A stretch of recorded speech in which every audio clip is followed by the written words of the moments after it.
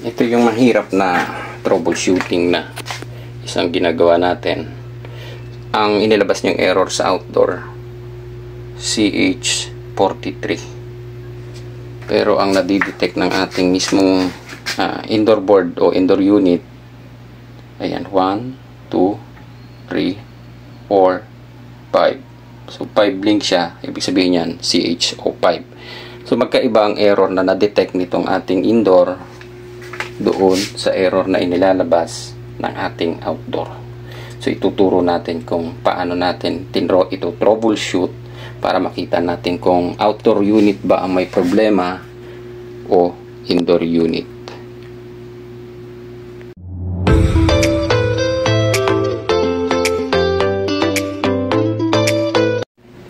Okay, good day mga ka-technician. So medyo bihira tayo maka-upload ng video ngayon ang repair dahil medyo laylo na tayo sa pagre-repair. Pero tuloy-tuloy naman yung pag-share natin ng ating munting kaalaman para matutunan din ng iba.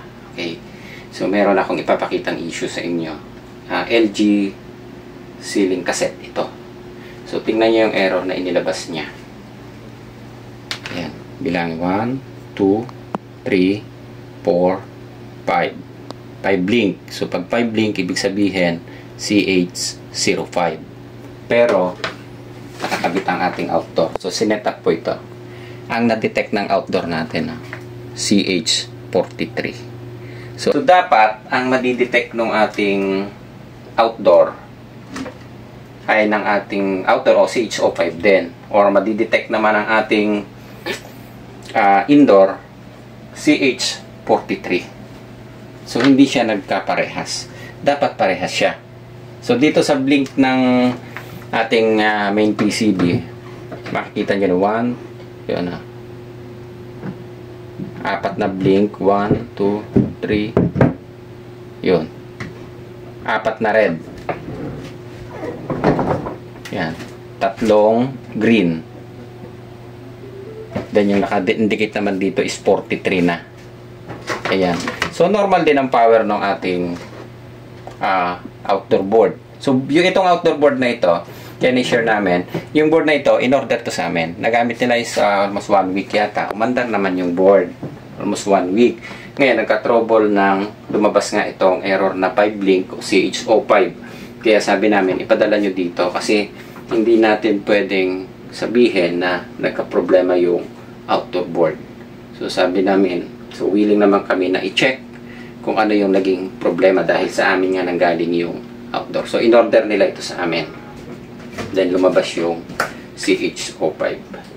So, mahirap i-analyze ang problema kung saan ba nanggaling. Galing ba sa indoor? Galing ba sa outdoor? So, meron tayong ginagamit dito na shortcut method para makita natin kung paano natin malalaman kung good ang communication. Ito yung, hindi siya accurate o ganun ka-accurate, pero pwede naman natin pakinabangan. So, hindi sa lahat ng unit yata. Si carrier kasi ganito eh. Ito sa iba, meron din. So, nakaset kayo ng magkamali kayo. AC. So, pinakamaganda, ilagay nyo muna sa 250 volts AC. Then, try nyo tester. May polarity kasi yan eh. So, line at saka signal. So, adjust ako sa 50 volts para makita natin. So, makikita nyo yung ito pag ipinokus nyo yung ating analog tester, gumagalaw yan. So, ibig sabihin, ang indoor, nagbabato na signal. Yun. Gumagalaw. Shortcut method to, yung pinagbabawal na technique kung tawagin natin. Pero, hindi ko siya ina-advise kasi baka mamaya magkamali kayo, masira ang tester nyo. Pero makikita nyo, pag gumagalaw na ganyan, ibig sabihin, nagbabato ng signal ang indoor unit. Okay. Naka-AC setup kayo Then, ang positive na test prod nyo sa communication line. Yung negative na test prod nyo sa line. Ayan. Pwede rin sa neutral ito, pero mataas kasi yan pagka sa neutral. So, ilagay nyo siya sa 250 volts. Ayan Yun. Ganun din naman siya. Mas mataas lang ang supply na makukuha nyo.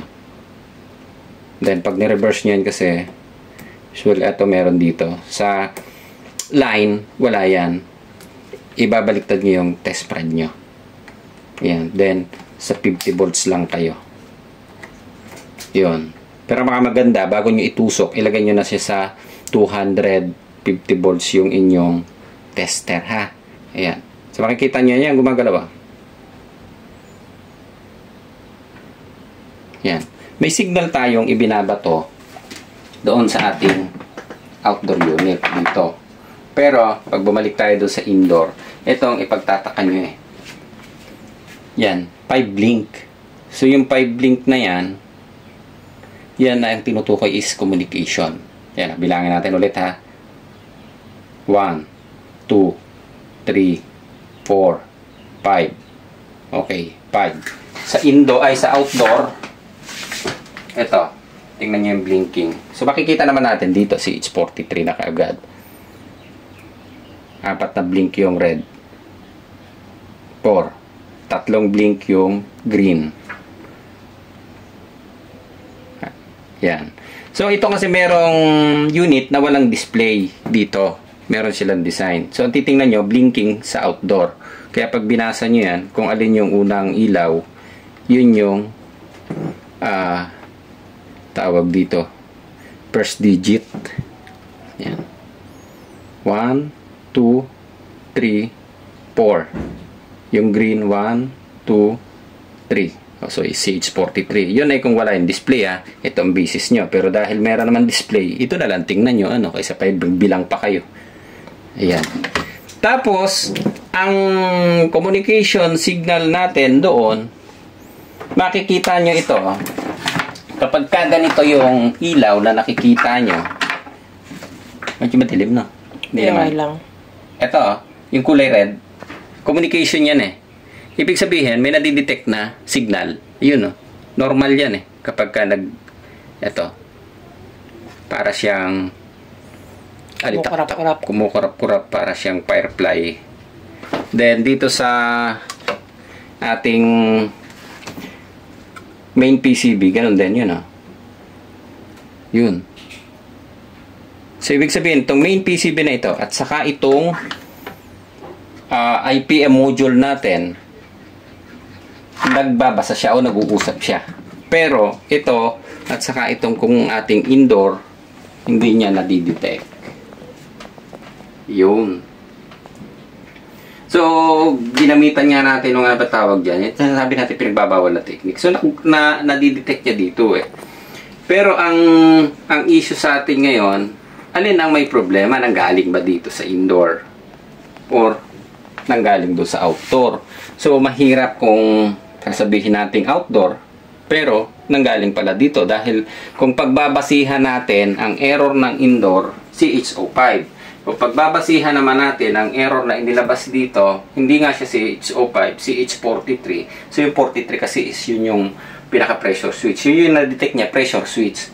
So, dapat, ang madidetect nitong ating indoor, CH43 din. So, magkaiba lang siya. Ang detect niya is CH05 eh. Diba, lilito kayo, ano? So, mangyayari dito, parang kung hindi natin na-analyze ang problema, trial and error. Papalit ka ng indoor, sumablay, gastos. Papalit ka ng outdoor, sumablay pa rin, gastos. Or, maaaring natsambahan natin na doon ang problema. Ayun. So, itong board na ito, actually, tinroubleshoot ko na. Dito ako nag-focus. Kung mapapansin, hindi gaano makikita sa atin na ito yung line ng communication. Yan lang naman yung mga parts na pwede nating i-check. Pero kapag pumasok na doon sa may part ng system, hindi ko na ina-advise na i-repair. So, good yung ating mga photocoupler. Kaya medyo nakakaduda ang problema. Ngayon, eto, sa ganitong modelo naman, o ganitong problema, ang pagbabasihan nyo, makikita nyo ito eh. Etong blinking ng ilaw, yan, maandap-andap siya, kaparehas siya nung nandun sa kabila. So, ibig sabihin, maaaring good ang linya natin, simula dito, papunta doon. Good. Dahil nag-uusap silang dalawa eh, dahil doon sa blinking ng ilaw. Ayan parehas. Yung kulay, Yellow ba sa video yan?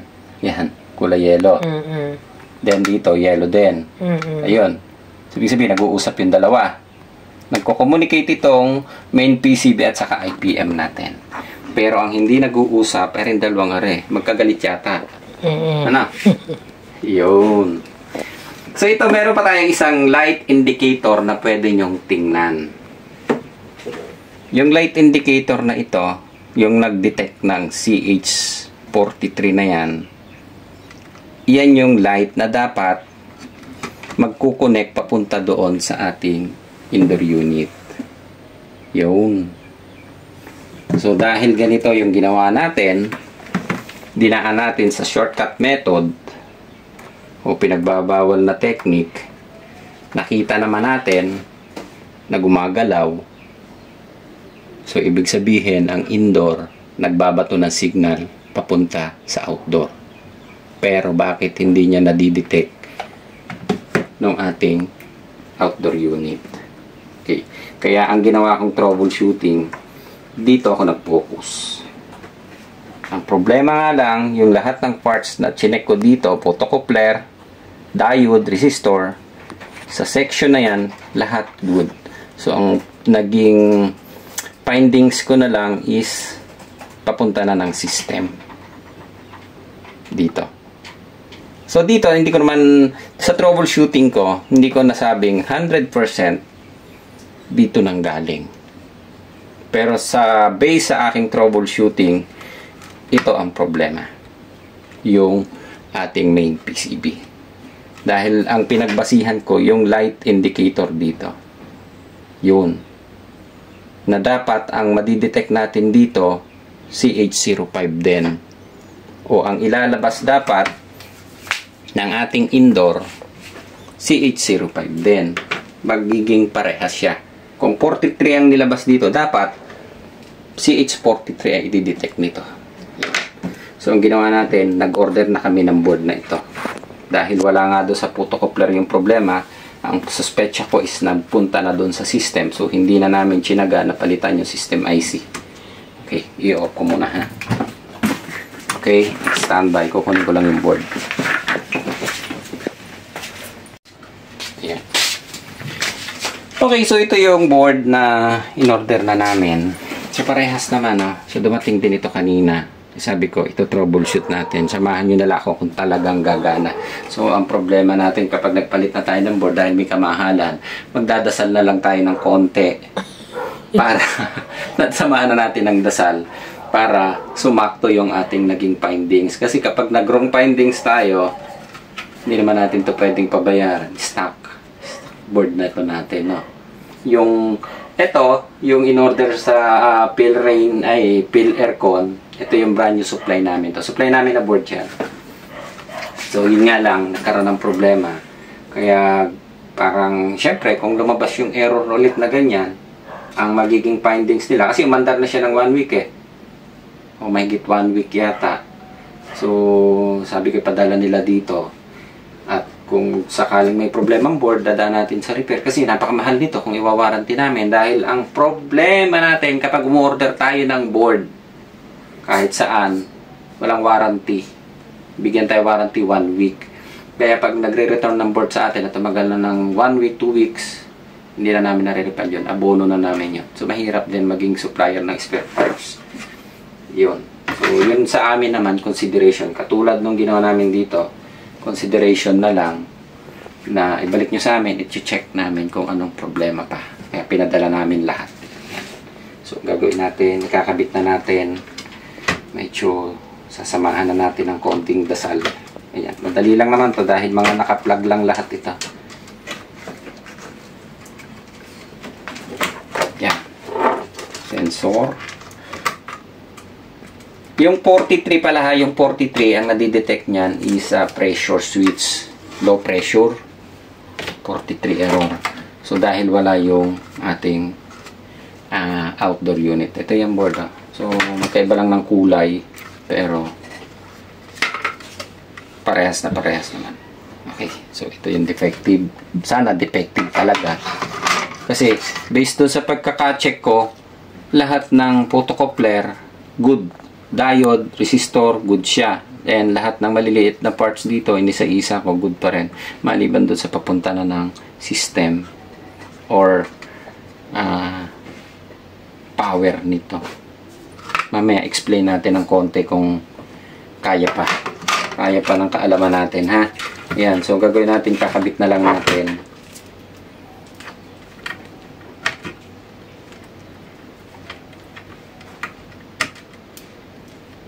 Lock. Okay, so hindi na natin kakatong video, ha. Tuloy-tuloy na natin para kita nyo. I-forward nyo na lang pagka naiinip kayo. Okay, so wala na tayong naiwan. So dapat ang madidetect ng indoor na natin ay error 43 na.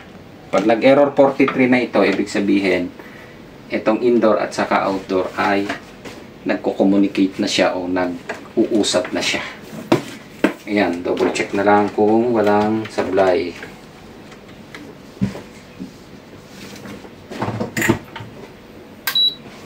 Yun. Yun. Tingnan nyo. Tingnan nyo yung pagkakaiba. Tingnan nyo itong blink ng ilaw. Yun. Hindi siya naka-steady. Gumagalaw siya. Okay. So, i-on natin ngayon ang ating indoor. Yun. Okay. Kapag lumabas yung error na 43 dito, dapat 43 din na madidetect ito. Yun. 43. Antay lang natin lumabas dito. Ayan. So, ito naglabas na ng CH43. Yun. Okay. So, bilangin nyo ngayon to, ha. O, 43 na to. 1, 2, 3, 4. 1, 2, 3. Okay. Balikan nyo yung indoor natin. 1, 2, 3. Tatlong green. Ay, apat na green pala. 1, 2, 3. Okay. 1, 2, 3, 4. 1, 2, 3. Okay. So, okay na yung unit natin. So, ibig sabihin lang, naging sakto yung ating naging findings. Ang problema niya, ito. So, hindi tayo napunta sa indoor, hindi tayo napunta dun sa ating outdoor board. So, ang problema, ang tawag yata dito, main PCB, no? Kabot na rin ako ng plastic. Ayun. Sakto na. Ulitin lang ulit natin. I-off ko, ha. Para may basis lang kayo, ha, pagka tino-troubleshoot nyo. Kasi dito talaga, malilito kayo. Kasi mahirap. Mamaya, palit kayo ng palit ng board. Napalitan na yung na-findings nyo is itong outdoor o yung indoor. Kasi kapag lumabas ang CHO5, unang papasok sa inyo kaagad. Communication, ano? So, kung communication, ngayon, malilito na kayo doon sa indoor or outdoor. Kung alin ang ito troubleshoot nyo. Kung nasa indoor ba, nasa outdoor ba. Ngayon, yung pinakamabilis, magpapalit kayo ng board. Ay kung napalitan nyo indoor, mali. Nagpalit kayo outdoor, mali pa rin. So, gastos ano. Ayan, ulitin lang natin. Ang basis nyo ito, kapag tinignan nyo yung outdoor, dapat unang andar nya, ito yung blinking na makikita nyo. Dapat lahat yan, hindi siya naka-steady, ha. Yung ilaw. Yan. Doon sa ating IPM module, ganun din. So, ito kasi yung napapansin nyo yan, itong yellow, at saka itong yellow, at saka yung red na yan, ang nag-uusap dyan, kaya blinking signal na pumapasok doon is itong main PCB, at saka itong IPM module. Yung nandito na nagbiblink kanina na red, itong error na inilalabas nyan, ang dinidetect nyan is yung communication line natin papunta doon sa ating indoor unit. Ayan, oh. So, nakita nyo na yung error. 1, 2, 3. Yan. 4. Okay.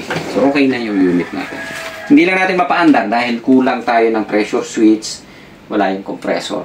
Pero, sure tayo na defective yung main PCB. Main PCB to. So ito kasi main PCB na ito, kung mapapansin nyo, meron siyang ginamit na parang regulator pa. Kasi ang communication natin, ito katulad niyan ito may IC yan dyan. May supply DC yan na pumapasok dito sa ating, natawag dito, communication signal.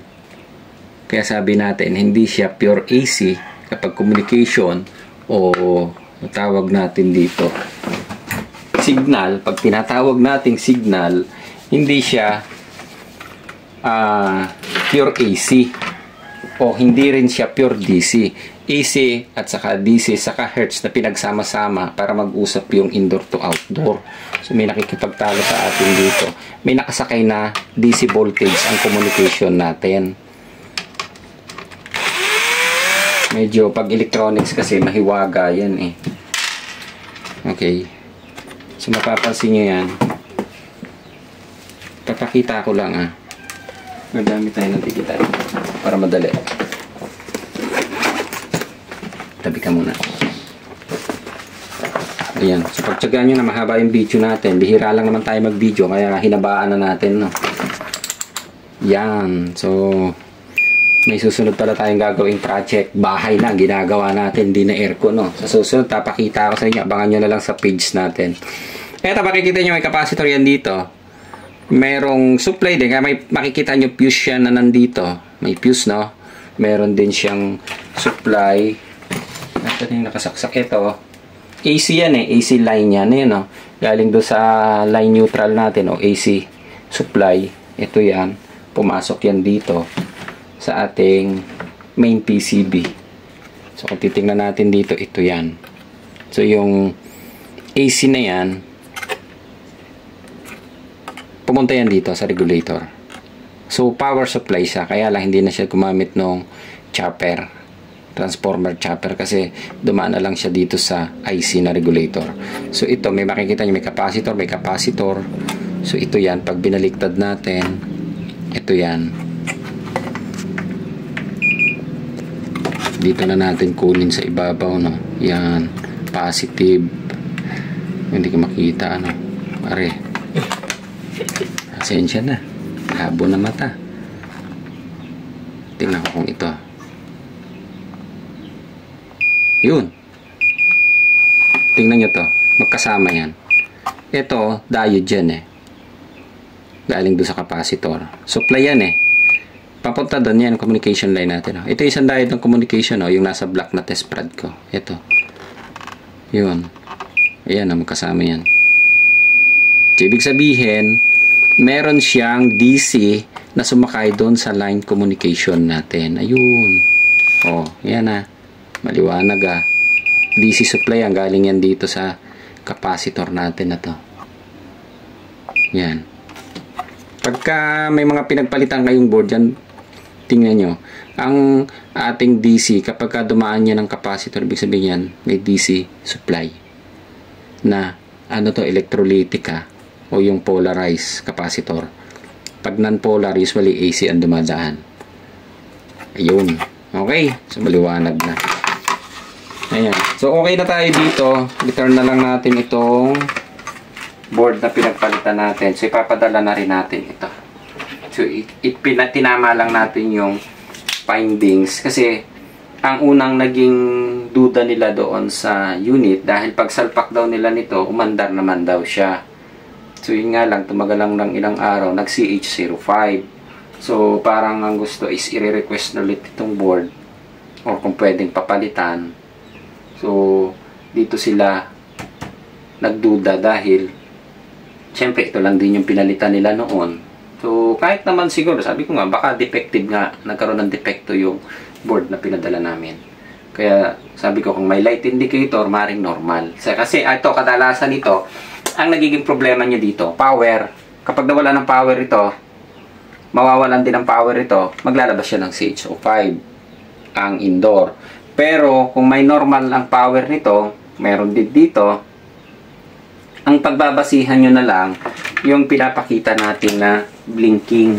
Yan, ulitin lang natin Ibaling paulit-ulit. Importante, natutunan natin.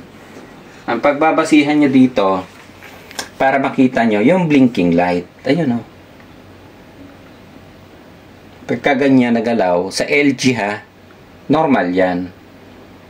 Yan, normal na. So, kanina, naka-steady ang ilaw na yan. Yun. Tapos, doon sa ating IPM, ang pagbabasihan nyo rin, yung light indicator. Kapag hindi naka-steady ang ilaw o nagbi-blink na ganyan na parang alitap-tap, ibig sabihin yan, maring normal. Normal ang operation ng board natin. So, hindi man natin masabing 100% kasi hindi naman maandar. Kaya, 80% pasasabi natin normal. No, maandar. Then, dito, yung ulitin lang ulit natin isang basis na ginagawa natin, setting ka ulit ha, ulitin natin set ka ng AC, pinakamaganda iset mo na ng 250 volts, tapos dito ka sa signal line at saka communication. Yan, nagbi-blink, gumagalaw yan yun yun sa tester okay. Ayun. So, okay na tayo.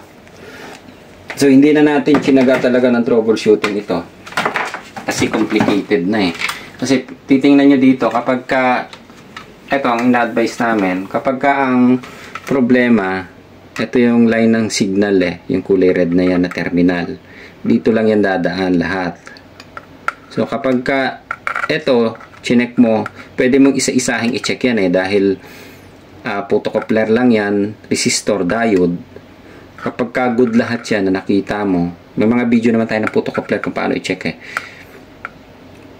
maaaring pumasok na ng system ang problema natin. So, pwede na magtiyagain kung talagang tiyagain nyo. Pero, sa amin kasi, pagka ganyan ang problema, nire-request na namin ng replacement. I-replace na. So, yun nga. So, nag-go signal naman sila kaagad. Kaya, eto, okay na rin. Pwede na natin ipadala yung unit. So, ang problema, main PCB. Okay? Ayos.